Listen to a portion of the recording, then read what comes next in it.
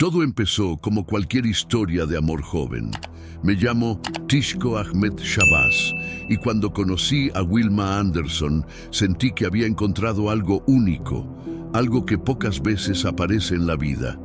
Ella tenía 17 años, con esa energía vibrante de la juventud, llena de sueños y planes para su futuro. Yo, con 23 años, venía de un pasado complicado, de una infancia llena de cambios y desafíos. Cuando ella llegó a mi vida, sentí por primera vez en mucho tiempo algo parecido a la estabilidad. Wilma no solo era hermosa, tenía una forma de ver el mundo que me fascinaba. Era independiente, decidida, y su risa podía iluminar hasta los días más oscuros. Al principio nuestra relación era como un cuento de hadas. Salíamos a pasear por las calles de Uddevalla, disfrutábamos de pequeñas cosas como ir al cine o comer helado juntos. Ella tenía una forma de hacer que todo pareciera mejor, más sencillo. Yo me sentía completo, como si finalmente tuviera un propósito. Pero, con el tiempo, esas emociones se fueron mezclando con algo más oscuro. Mi amor por ella comenzó a transformarse en un deseo insaciable de tenerla solo para mí. Era como si cada vez que ella hacía algo sin mí, algo dentro de mí se rompiera. No podía soportar la idea de que ella pudiera necesitar algo o alguien que no fuera yo. Los desacuerdos comenzaron a aparecer poco a poco, casi sin darnos cuenta. Todo empezó con cosas pequeñas. ¿A quién debía ver? ¿Cómo debía vestirse? ¿Qué debía hacer con su tiempo? Yo decía que solo quería protegerla, que lo hacía porque la amaba, pero en el fondo sabía que mi control sobre ella no era amor, era miedo. Miedo a perderla, a que ella se diera cuenta de que merecía algo mejor, de que su espíritu libre no podía ser contenido por alguien como yo. Wilma, por su parte, nunca dejó de ser esa chica fuerte e independiente que me había enamorado. A veces intentaba complacerme, cambiar pequeñas cosas para evitar nuestras discusiones, pero con el tiempo empezó a darse cuenta de que nuestra relación no era lo que ella quería. Quería libertad, quería explorar la vida por su cuenta y yo simplemente no podía aceptarlo. Sentía que si la dejaba ir, estaría perdiendo una parte de mí mismo. Mi amor, que en un principio era puro y lleno de admiración, se había convertido en algo enfermizo, una obsesión que no sabía cómo controlar. Cada vez que discutíamos, sentía que algo se rompía entre nosotros, pero también dentro de mí. En mi cabeza justificaba mi comportamiento. Lo hago porque la amo, me decía una y otra vez. Pero no era amor, era egoísmo, una necesidad insana de poseerla, de moldearla a mi imagen. Wilma comenzó a alejarse emocionalmente, aunque físicamente aún estaba conmigo. Lo sentía en la forma en que ya no me miraba como antes, en cómo su risa se apagaba cada vez más en mi presencia.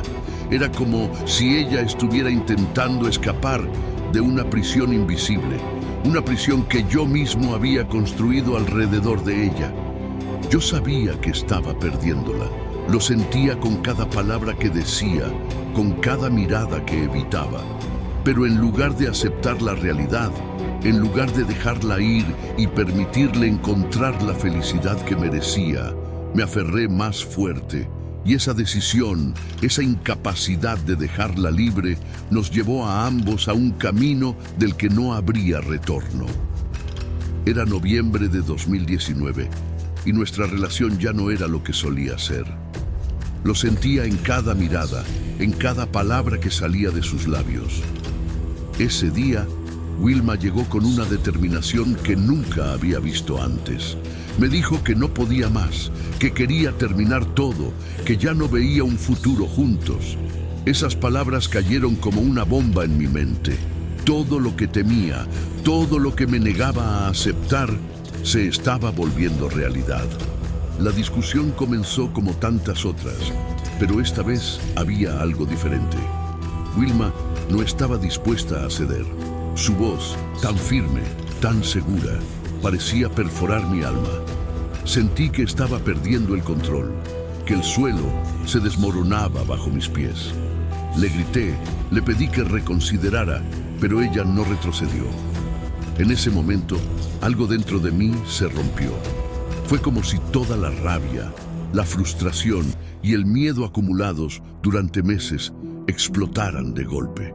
Ella intentó marcharse, dijo que ya no quería discutir más, que todo estaba dicho, pero no podía dejarla ir.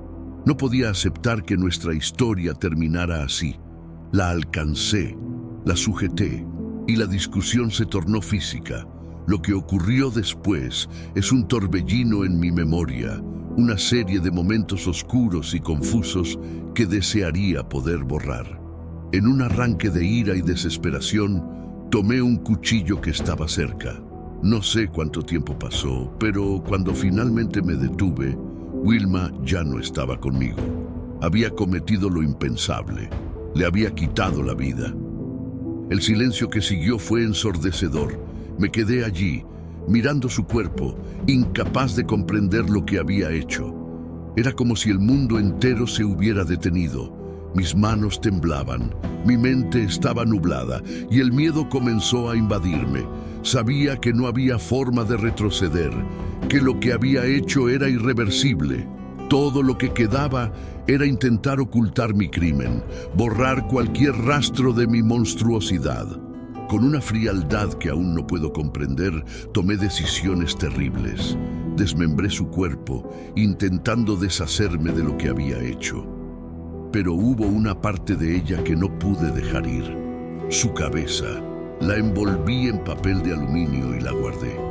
Tal vez fue un intento retorcido de mantener una parte de ella conmigo, de convencerme de que no la había perdido por completo.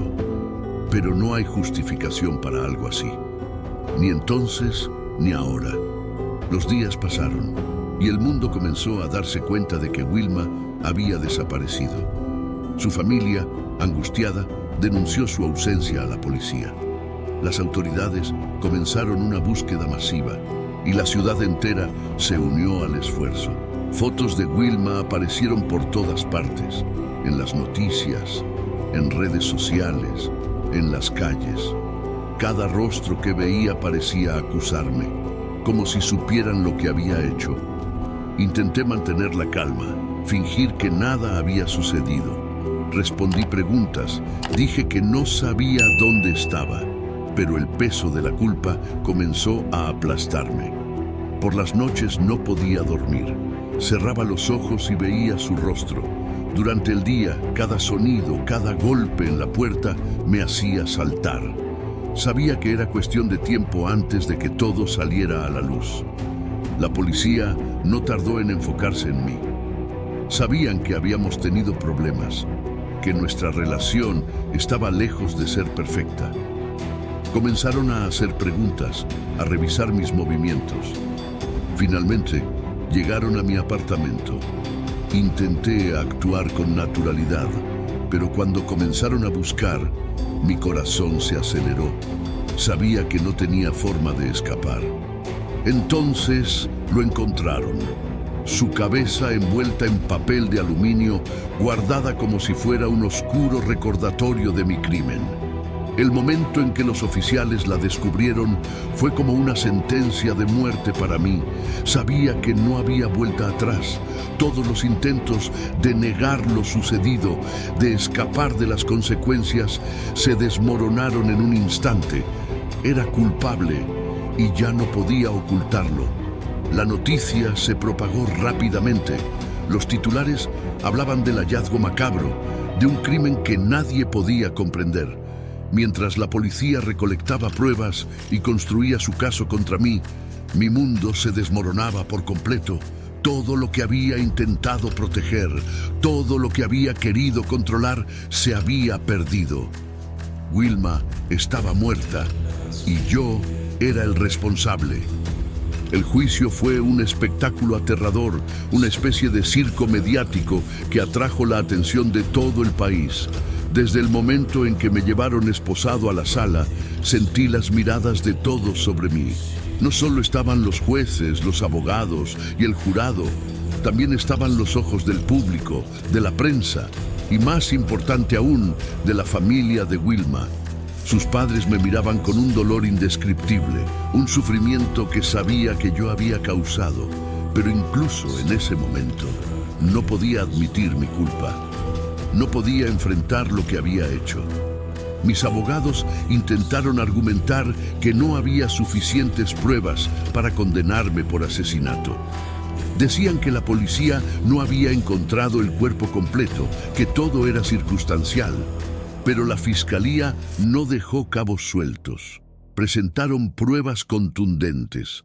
Las grabaciones de las cámaras de seguridad que mostraban mis movimientos sospechosos, los testimonios de vecinos que escucharon gritos esa noche y, sobre todo, el hallazgo de la cabeza de Wilma en mi apartamento. Era imposible negar la evidencia.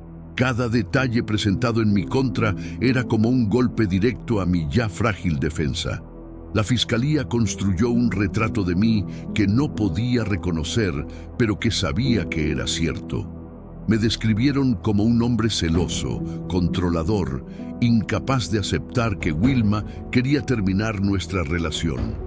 Hablaron de mi comportamiento posesivo, de cómo había intentado aislarla de sus amigos y familiares, de cómo la había sometido emocionalmente. Yo me quedé en silencio mientras mi imagen se desmoronaba frente a todos. La verdad era tan cruda que incluso yo comenzaba a ver la monstruosidad de mis acciones. El juez y el jurado no tardaron mucho en emitir su veredicto.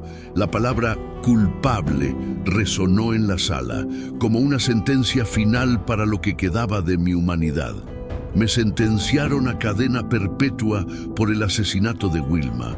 No recuerdo mucho después de escuchar esas palabras.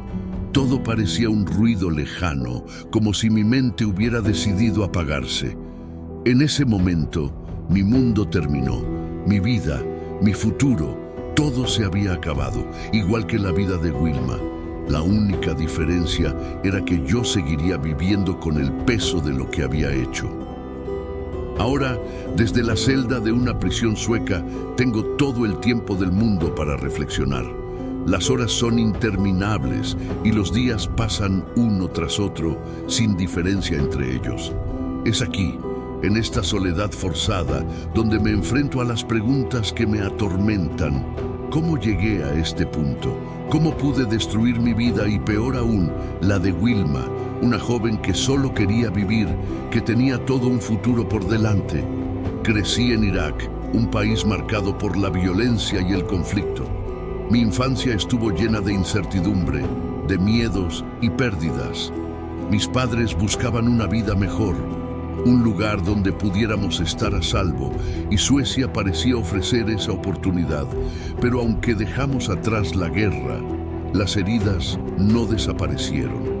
Crecí sintiéndome desplazado, atrapado entre dos mundos. No pertenecía completamente a mi cultura de origen ni a la nueva. Esa sensación de no encajar, de no ser suficiente, se quedó conmigo. Intenté adaptarme, construir una vida normal, pero había algo roto dentro de mí. Nunca aprendí a manejar mis emociones, a enfrentar el rechazo o la pérdida. En lugar de buscar ayuda, reprimí todo, acumulando una mezcla peligrosa de inseguridad y rabia. Cuando conocí a Wilma, pensé que ella sería mi salvación, mi refugio. Pero lo que debería haber sido amor se convirtió en obsesión. Mi miedo a perderla me llevó a controlar cada aspecto de su vida. Y cuando ella finalmente quiso liberarse de mí, mi mundo se derrumbó. Me pregunto si las cosas habrían sido diferentes si hubiera buscado ayuda, si alguien me hubiera enseñado a manejar mis emociones, a lidiar con mi pasado. Pero es una pregunta sin respuesta, porque ya es tarde. Lo único que me queda es enfrentar la realidad. He destruido mi vida y, peor aún, he arrancado la vida de una joven llena de sueños. No hay redención para lo que hice. El dolor que causé a su familia, a sus amigos y a todos los que la amaban es algo que nunca podré reparar. Desde esta celda escucho las risas de otros prisioneros, las voces de los guardias, los ecos de una vida que ya no me pertenece. Cada noche cierro los ojos y veo su rostro. Cada mañana me despierto con el peso de mis acciones. Esto es mi castigo y lo merezco. Este caso no solo afectó a las familias involucradas, sino a todo un país. Wilma Anderson se convirtió en un símbolo de la necesidad de proteger a las mujeres de la violencia de género. Suecia, un país conocido por su igualdad, tuvo que enfrentar la realidad de que no es inmune a estos horrores. Mientras yo paso mis días en prisión, su familia lucha por seguir adelante, llevando siempre el dolor de su pérdida. No hay redención para lo que hice, pero contar esta historia tal vez sirva como advertencia, un recordatorio de los peligros del control, la ira y el odio que pueden crecer en el corazón humano.